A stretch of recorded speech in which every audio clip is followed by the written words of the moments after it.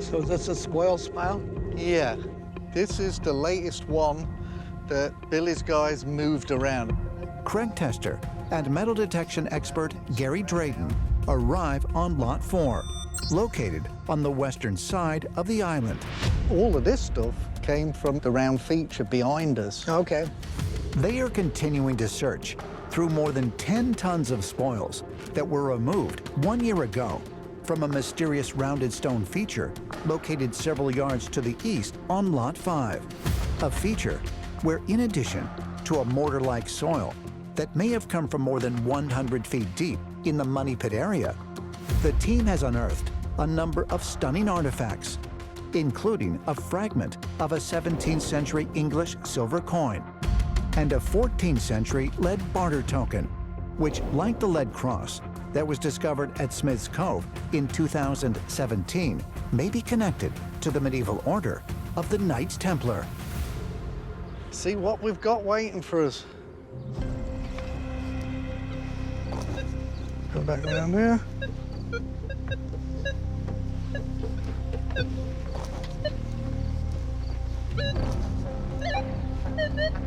Oh, nice little signal here. Sounds good. That looks easy digging right in the rock. Yeah, we'll start. Well, actually, it's got to be on top of the rocks in the soil. It's so small that once you hit it with your pinpointer. Yeah, I'll try to pinpoint it.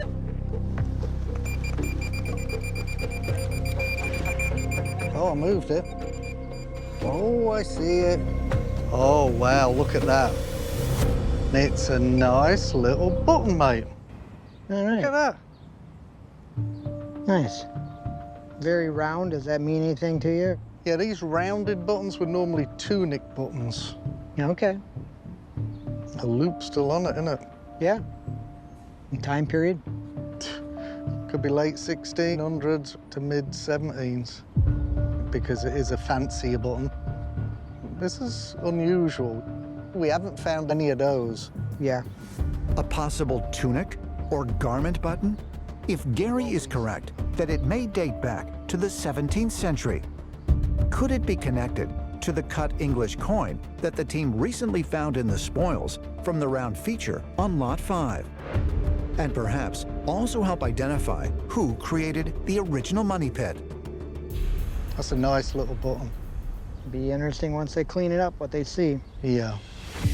All right, we'll put this in the bag. Another great little find. Whenever we find a button, I get excited because I know there's a chance of getting some military insignia, which will hopefully help the archaeologists track down what has been happening on Lot 5 and hopefully the money pit. Oh, nice little signal here. And it's just there, mate. Okay. Sounds like a non-ferrous hit.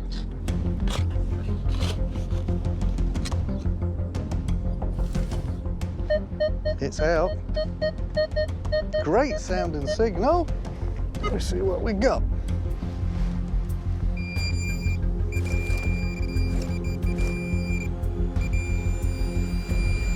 What we got here? What have we got here, Craig? That feels like lead. I think I know what that is, mate. I think that's a coin weight. Oh, really? Yeah, that looks like an old coin weight. You see how it's been sloped down on four sides? That's what they used to do. Slope them down and cut pieces off to weigh coins. Okay. Your average person wouldn't have one of these, would they? It would be someone kind of higher up, would be the person like in charge of the payroll. I would imagine that that is an older style. I mean, coin weights go way, way back before Roman times, but they went out of fashion probably in the 1700s. Okay. So this could be an old coin weight. Prior to modern coin minting processes, the weight of a coin would often vary. Coin weights were used by merchants as far back as 305 BC to ensure the true value of the coins they received, as well as prevent counterfeiting. Is it possible Gary and Craig found a lead coin weight? If so, Might it have been used to divide up sums of treasure and perhaps be related to the high concentration of precious metals that have been detected in the Money Pit area? That is really, really cool. Well, we'll have to see what the archaeologists think of it. Yeah. I'll put it in the bag. Yeah.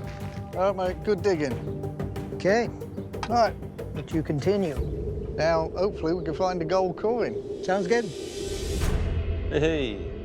Hey, guys. How are you? Hello. Good. Morning. Morning. Gary Drayton joins Rick Lagina, archaeologist Laird Niven, and archaeometallurgist Emma Culligan in the Oak Island lab. Rick and Gary are eager to hear Laird and Emma's analysis of the button and possible lead weight that were found in the Lot 5 spoils just one day ago. What about the button? Any info on the button? Info on the button. I did do a CT scan, but that's obscuring Yeah. the surface image. Earlier today, Emma scanned both artifacts using the SkyScan 1273 CT scanner, a device which emits X-ray radiation to produce detailed, three-dimensional images of objects. Additionally, she also scanned them with the X-ray fluorescence spectrometer, or XRF, to determine the elements that make up their composition. It's a copper iron alloy, and it does have a high content of lead in it. No aluminum, so that's good.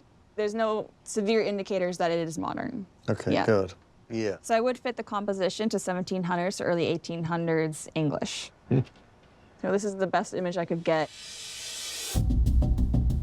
I think what it says is that it points more towards a gentleman than a Yeah. farmer again. Yeah. right? Yeah. And that could tell us something about what the round feature was used for.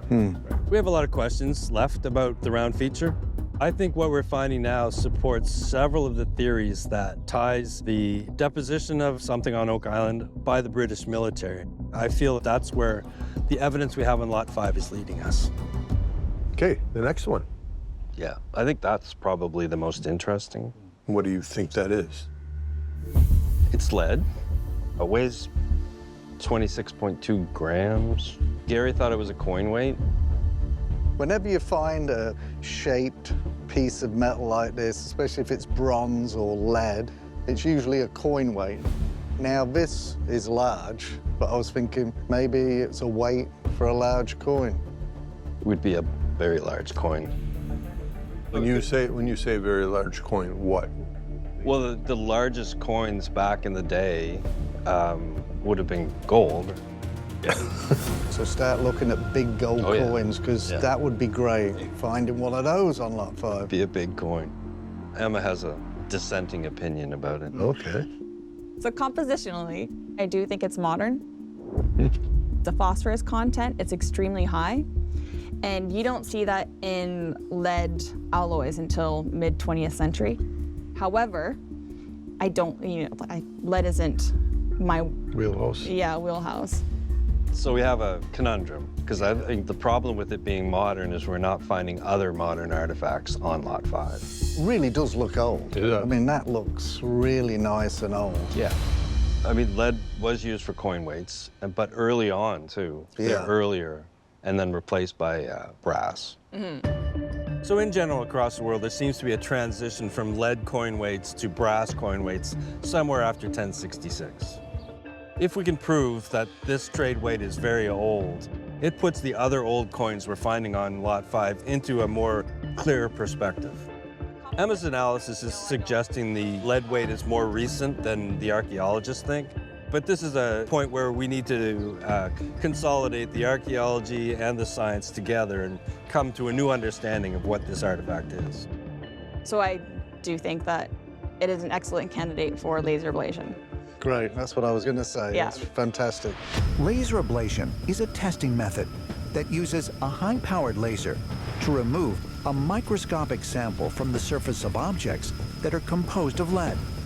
The sample is then analyzed to determine its specific isotope value, which can reveal not only where the object may have originated, but also its approximate age.